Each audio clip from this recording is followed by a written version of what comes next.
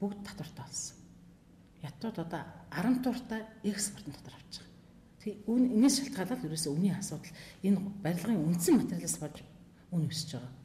Ийм асуудал байна. Дараа нь ажлах хүчин дээр. Ажлах хүч нь бид өнөөдөр үндэсний хэмжээний мэргэжлийн ажилчтай болох гэж зүтгэж явна. Тэгэхээр үндэсний хэмжээний мэргэжлийн ажилчид маань одоо инженер техникийн ажилчаас гадна жинхэнэ одоо энэ барилгыг бүтээн босгох гараараа энэ хүмүүс маань одоо яг бэлтгэгдэж энэ манай барилгын салбар орж ирж байна. Эхний үед бол дандаа гадны ажилчтай буюу зарим үед одоо бидний өөрийн одоо ажиллах хүчний яг тэр нөөц байхгүйсэн шалтгаанаас гадны ажилчдыг авч үн бас өсөж байсан асуудал бий. Тэгээ ийм гол одоо 5 шалтгаанаас болж үнийн өсөлт бий болж байгаа юм аа. Барилгын компани өөрөө бас оршин тогтнох хэрэгтэй байдаг. Өөрсдөө тэр хөрөнгө оруулалтын одоо зээл өгөөд за газрыг одоо биднэрт тодорхой хэмжээний газрыг одоо энэ баг тунд орлоготой хэвдэж юм уу эсвэл одоо томоохон хэмжээний улсын одоо Монгол засгийн газрын томоохон хэмжээний хөтөлбөрийн ийм баригж байгаа орон сууцыг бол дэд бүтцийн усаас хийж өгч юм уу тийм ээ. Дээрээс нь хөрөнгө оруулалтын асуудлыг яаралтай одоо 1 тэрбум шийдэж өгвөл барилгын 1 м квадратын үн буурах болцоо бол биднэрт байгаа юм.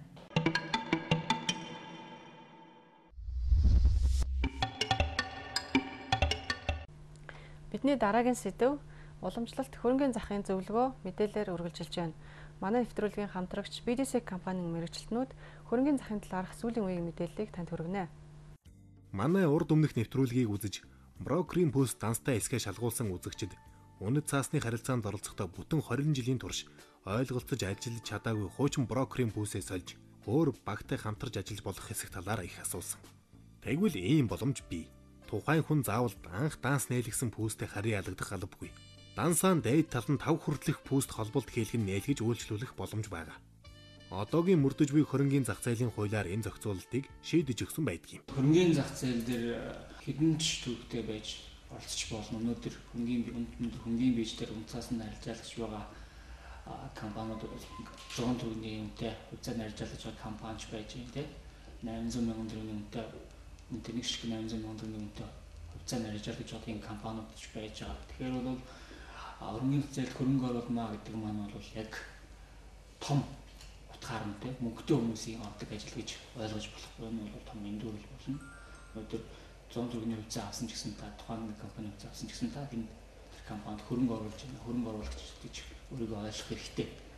Тийм учраас хөрөнгө оруулагч гэхлээр том гэж ойлгох. Хөрөнгөний зах зээлд оролцохын тулд эхлээд энэ орчноо юу болох? Ямар боломж байна? Тэндээс яаж ашиг олж болох вэ? Өөрийн хөрөнгөө яаж өсгөх вэ гэх зэрэг мэдлэг зайлшгүй шаардлагатай.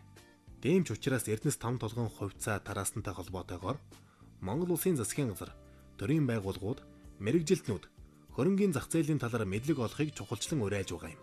Түүнээс гадна дотоодын хөрөнгөний захад арилжаанд оролцох хүсэлтэй иргэд цөөнгүй байдаг. Яг хэдэн төгрөгтэй хүн хувьцаа 8 хийвэл зохимжтой талаар олон үзэгч биднээс асуусан. Энэ асуултын хариуг BDSEC-ийн мэргэжилтнээс тодрууллаа. Хувьцаа авч байгаа тухайн компанид өөр гэсэн хөнгөтэй болж байна, хөрөнгө оруулж байгаа гэсэн үг. Хувьцаа маань дотор өөр энгийн болон давуу гэсэн эрхийн гэсэн хоёр төрлийн хувьцаатай. Тэгэхээр давуу эрхийн хувьцаа гэдэг маань юугээрээ давуу юм бэ гэхлээрэ тухайн компани ашигтай ажилласан гүйсэн шалтгаалж шалтгаалаад бол жил болгон ногдлон ашиг хүртэх ийм давуу. Үүгээр бол давуу эрхийн хувьцаа гэж байна. Энгийн хувьцаа нь болохоор яг үгээр тухайн компанийн хувьцаа ногдлон шалтгаалж бол давуу эрхийн хувьцаанд олгосон ногдол шиг тараасны дараа ногдол шиг хүртэх гэсэн үг. Гэхдээ бол энгийн хувьцаа эзэмшнээр бол тухайн компанийн үйл ажиллагаанд оролцох боломжтой. Хувиа хэдэн хувийн эзэж байгаа шалтгаанууд бол үйл ажиллагаанд оролцох боломжтой. Хүмүүстийн хурлаар хэлцэж байгаа албан асуудал санал өгөх тийм ийм хэрэгтэй гэдэг. Өөр бол энэ нэрийн ялгаа. Санал ирэх гэж нөлөө багцтай байж санал ирэх. Тэгэхээр бол яг тухайн хүн маань бол хэдэн шиг хувьцаа эзэмшиж чинь түүнийгээрээ л хөд үнцүүлэл санал өгнө гэсэн үг л дээ. Хэлж байгаа асуудалд. Ногдол ашиг гэдэг маань бол тухайн компани санхүүгийн тайланд бол үйл холбоотой тий. Тухайн жилд ашигтай ажилласан тохиолдолд бол тухайн компани ногдол шиг тарахгүй гэдэг асуулт ярьдаг шүү дээ. Ашиггүй ажилласан тохиолдолд ногдол шиг тарах гэсэн юм баггүй тий. Ашигтай ажиллаад тарааж болно, эсвэл бас тараахгүй гэж болно. Яагаад тарахгүй гэх юм бол тухайн компани үеийн цаашдаа энэ өнгөрсөн оныхын ашигаараа 2 жил хийгч байгаа тийм үйл ажиллагаа өргөжүүлэгч юм тийм үйлдвэрлэлээ өргөтгөхтэй бүтээгдэхүүнээ нийт төлөвийг нэмэгдүүлэгч гэдэг юм уу энэ утгаараа бол шаардлагатай мөнгө энэ өнгөрсөн оныхоо ашгаараа санхүүжүүлээд явах тийм энийг 2021 танилцуулаад хурлаар ингээд шийдвэрсэн тохиолдолд бол новел шиг тарахгүй байж болно. Гол нь бол ашигтай ажиллаад тараахгүй байгаа шалтгаанаа тайлбарлах хэрэгтэй тийм. Ашигтай ажиллаад тараасан тохиолдолд мэдээж хүн болгоно хүзээсэн шиг болгонд хэдэн төрөв тарааж тэр хэмжээгээр новел шиг очно л гэсэн.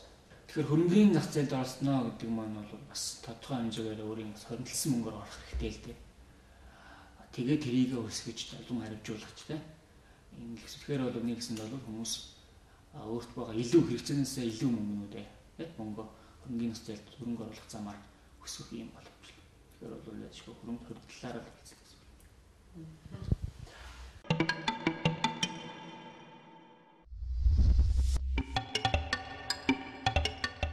Манай нэвтрүүлэг үзэгчдийнхээ санхүүгийн мэдээллийг дээшлүүлэх зорилгоор эдийн засгийн ухааны доктор профессор Оюун багшийн зөвлөгөөг байнга хүргэдэг.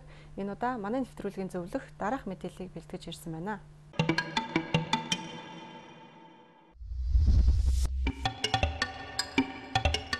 Өнөөдөр би та бүхэнд харьцангуй давуу талын тухай зөвлөгөө өгөхөөр бэлдсэн байгаа.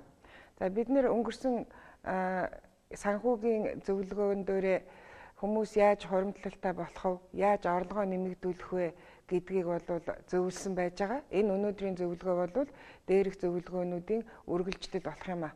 За зөвлөгөө эхлэхээс өмнө нэг уриалгаа сануулмаар байна. За өдөр болгон хүмүүс гаргасан зардлаа тэмдэглэж яваарай. Аяндаа өөрөө санхүүгийн хүмүүжилтэй болчихдог юм шүү гэж ингэж сануулсан. Өнөөдөр бас тэр зөвлөгөөгөө дахин хэлэхийг хүсэж байна. За харьцангуй давуу талын зөвлөгөө гэж одоо юу вэ гэхээр зэрэг хүн орлогоо нэмэгдүүлэхийн тулд өөрийнхөө хамгийн сайн чаддаг зүйлийг дагнаж эрхлэх хэрэгтэй гэсэн ийм санаа байгаа. За энэ дээр нэг хоёр жишээ авч үзье. За зарим хүмүүс бол бүх юмыг чаддаг, чадвартай. Хүмүүс хэлдэг штэ. За ерөөсөө их чадвартай хүн байгаа мó, юу ч хийсэн чаддаг юм аа гэд нэг хэсэг хүмүүсийг дүгнэдэг. А нөгөө нэг хэсэг хүмүүсийг болохоор зэрэг юу ч хийсэн бүтдэггүй, арчаагүй. Одоо бүр юу ч хийсэн одоо нэг чадлагүй, чадваргүй хүн гэд ингэ зөвлөдөг. Тэгэхээр энэ хоёр хүмүүс яаж харьцангуй давуу талтай байх вэ гэдгийг би зөвлөх гээд байна. Тэгээ харьцангуй давуу талтай байснараа бусдаас тэр эрхэлж байгаа үйл ажиллагаагаараа давуу болж тэгснээрээ илүү орлого олж тэгснээрээ санхүүгийн амжилтанд хүрдэг ийм ёстой юм. За бүгдийг одоо чадвартай сайн хийдэг хүмүүс ямар зөвлөгөө өгөх гэж байна вэ гэхээр зэрэг аль нэг үйл ажиллагаагаар нь дагнах нь зөвөө. Яагаад гэвэл бүгдийг сайн хийдэг хүмүүс бүгдэд цаг зарцуулдаг, хүчээ тарамдуулдаг. Гэтэл тэр дотроос өөрийнхөө бүр арай илүү сайн хийдэг үйл ажиллагааг дагнаж эрхлэх юм бол тэрүүгээрээ илүү амжилтанд хүрдэг. Тэгэхээр би нэг жишээ мэдэх юм л да. Одоо эдэр насны хүн л дээ. Тэгээд тэтгэврт гарсан. Уг нь ажлаа бол их сайн хийдэг. Ажлынх нь бол нэг их одоо тэтгэврт суулгах чи гэж бодоагүй. Гэтэл тэр хүн бол ерөөсөө тэтгэвртээ гарсан байна. Тэтгэвртээ гарсан хойноо олсон орлого нь ажил хийж исэн үеийнхаасаа бүр хэдэн 10 дахин өссөн. Яасан бэ? Тэр хүн өөрийнхөө тэр давуу чаддаг зүйл дээр анхаарлаа төвлөрүүлж чадсан. Тэгэмж учраас тэрүүгээрээ бол үнэхээр одоо сайн ажиллаж чадсан. Тэгэхээр бүгдийг одоо сайн хийдэг хүмүүс байлаа гэхэд аль нэгэн тал дээр нь төвлөрөөч, төрөлжөөч. Тэгэх юм бол орлого илүү олон шүү гэдэг ийм зөвлөгөө өгөх гэж байна. Олон зүйлийг хийх гэсэн хүн аль алинд нь амжилт гаргадаг. Нэг юм дээр л дагнаад хийгээд байх юм бол үнэхээр тэрэн дээрээ амжилт гаргаж чаддаг. За нэг ийм зөвлөгөө. За нөгөө нэг хүн байгаа. Ерөөсөө юу ч хийсэн бүтлгүй байдаг. Ерөөсөө гараас нь юм гардаггүй. Тэр энэ хүн аль давуу тал дээрээ төвлөрөх вэ гэдэг асуудал байж байгаа. За хэд хэдэн арга байж болно. За юу ч хийсэн чаддаггүй юм чи одоо аль нь дээр нь төвлөрөх вэ мэдэхгүй сууж байгаа шүү дээ. Тэгэхээр өөрөө юу хүсэж байна вэ гэдгийг эхлээд бодох хэрэгтэй. энэ ажлууд дотроос. Тэгээ хүн чинь сонирхолтой ажиллаа хийхээрээ зэрэг илүү амжилтанд хүрдэг штэ тийм ээ. А тэгснээрээ сонирхолтой ажил хийснээрээ сэтгэлийн таашаал аваад ажил хийх урам зоригтой болоод урам зоригтой ажил нь ажлаасаа аз жаргал хүртнэ гэдэг бол амжилтын их үүсвэр. Хамгийн бага сул талтай ажлаа сонгож хийж болно. Хамгийн бага сул талтай ажлаа сонгож хийж болно. Тэгэхээр заримдаа ийм олон чадваргүй хүмүүст бас нэг давуу тал үүсээд байдаг л да. Тэгээ нэг ажил дээр ингээд төвлөрөөд дахин хийгээд ирэхээр тэрнтэйгээ холбоотой мэдлэгтэй болоод дадлагтай болоод хинээс ч илүү тэр ажлаа хийж чаддаг болчдөг. Тэгэхээр их олон газар руу хүч чармаал цаг нараа зарж яхаас нэг ажил төвлөрөх нь болвол илүү одоо орлого олох боломжийг нээдгэн шүү гэдгийг хэлж байгаа. За одоо энэ зөвлөгөөнөөр хэлэх гэсэн 3 дахь санаа байгаа. Тэр нь юу вэ гэхээр зэрэг өөрөө хүнд тустай юм хийжээж орлого олноо. За энэ айгүй чухал.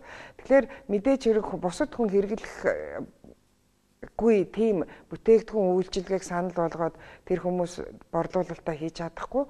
Тийм учраас бусдад өөрөө би юу хийж чадах вэ? Тэр нь бусдад юунд туслах вэ гэдэг тэр эрэл хайгуулга хийх хэрэгтэй. Тэгээд тэр үйл ажиллагаан дээрээ дагнаж, төвлөрч давуу байдлаа бол бий болгох хэрэгтэй юм. За өнгөрсөн юун дээр нэвтрүүлэг дээр бас нэг зөвлөгөө өгсөн. Та хэр зэрэг үнэтэй хүн бэ гэд. Тэгэхээр энэ бас шууд холбоотой л да. Таниар компани чинь дутдаг байх хэвээр. Та ажлаа эзэн болтол хийдэг байх хэвээр. Танд даалгасан даалгаврыг маш хурдан амжуулж чаддаг байх хэвээр. Тэр чадварыг чи үнэлээд аяндаа орлого буюу цалин чинь нэмэгдээд явах юм аа. Тийм учраас ажил эрхэлж байгаа хүмүүс өөрийнхөө давуу тал дээр төвлөр ажил хуваараа бизнес эрхлэх гэж байгаа хүмүүс бол бас яг миний одоо саяны өгж байгаа зөвлөгөөн дээр үндэслээд давуу талаа олж ав харьцангуй одоо давуу талтай бол тэхийн тулд нэг үйл ажиллагаан дээр төвлөрөөрэй. Битээ одоо олон газар руу өөрийгөө тэгж тарааж хүчээ сарниулаараа гэж зөвлөх гэсэн. Эзэн хичээвэл заяа хичээнэ гэдэг үгээр бол дуусгаж байна. Үнэхээр ололт амжилтанд хүрэхэд өөр хинч биш, яг тэр хүнээс өөрөөс нь хамаардаг. Би нэг ганц жишээ хэлчихье гэж бодож байна. Бид нэр үр хүүхдээ сайн сураасаа, сайн сайхан яваасаа гэд одоо заавар зөвлөгөө өгч идэг. Гэхдээ яг явж хүүхэд нь энийг хүсэж байгаа тохиолдолд амжилтанд хүрдэг. Иймэрхүү жишээ бол олныг хэлж болно. Энүүгээрээ юу хэлэх гэж байна вэ гэхээр зэрэг ахаад нөгөө үг маань эзэн хичээвэл заяа хичээнэ. Нэг зүйл дээр төвлөрөл, нэг зүйлийг маш гаргууд хийж сур, тэгсэн цаг цанхүүгийн амжилтанд хүрнэ.